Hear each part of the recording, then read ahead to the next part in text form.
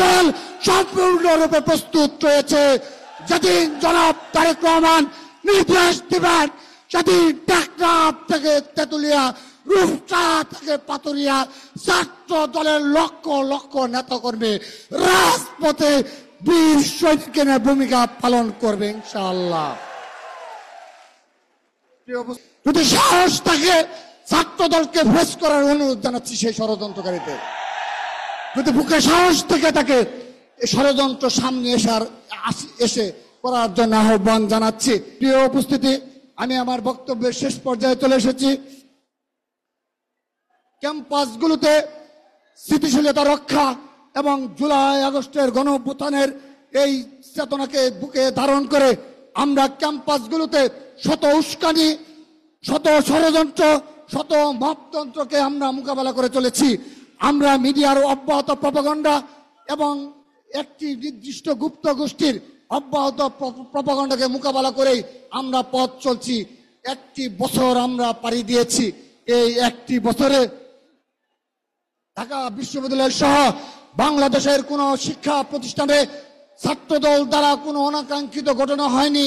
শুধুমাত্র তাই নয়, ছাত্রদল সিট বাণিজ্য সহ গেস্ট রুম কালচার সহ ছাত্রলীগের সকল কালচারকে বিলুপ্ত করেছে বাংলাদেশ জাতীয় ছাত্রদল।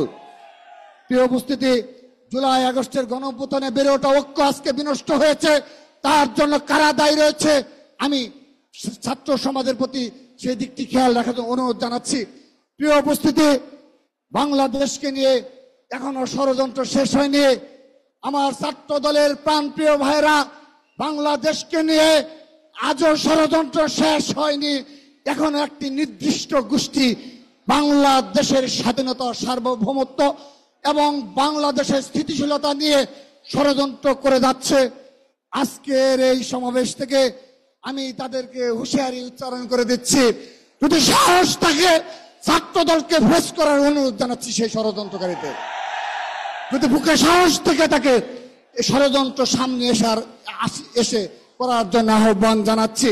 প্রিয় উপস্থিতি, আমরা আজকে আমাদের বিএনপির ভারপ্রাপ্ত চেয়ারম্যান, ছাত্র দলের সাংগঠনিক অভিভাবক জনাব তারেক রহমানকে একটি বিষয় আমরা নিশ্চিত করতে চাই, যদি এই বাংলাদেশে আবারও বিগত 15.5 বছর খুনি হাসিনার আমলে আমাদের উপর যে অত্যাচার, নির্যাতনের স্টিম রুল চালানো হয়েছে এবং এই জুলাই আগস্টের গণ অভ্যুত্থানেও ছাত্র দলের যেভাবে হাজার হাজার নেতাকর্মীদের গ্রেপ্তার করা হয়েছে, যদি আবারও বাংলাদেশে কোনো সে ধরনের পরিস্থিতি সৃষ্টি হয়, সেদিন কি ছাত্রদল প্রস্তুত রয়েছে? সেই ষড়যন্ত্র মোকাবেলা করার জন্য আমরা প্রস্তুত রয়েছি। আমরা দুই হাত তুলে আমাদের ভারপ্রাপ্ত চেয়ারম্যান জনাব তারেক রহমান দেখিয়ে দিচ্ছি, ছাত্রদল সম্পূর্ণরূপে প্রস্তুত রয়েছে। যেদিন জনাব তারেক রহমান নির্দেশ দিবেন, সেদিন টেকনাফ থেকে তেতুলিয়া, রূপসা থেকে পাতুরিয়া ছাত্র দলের লক্ষ লক্ষ নেতাকর্মী রাজপথে বীর শহীদের ভূমিকা পালন করবে ইনশাআল্লাহ।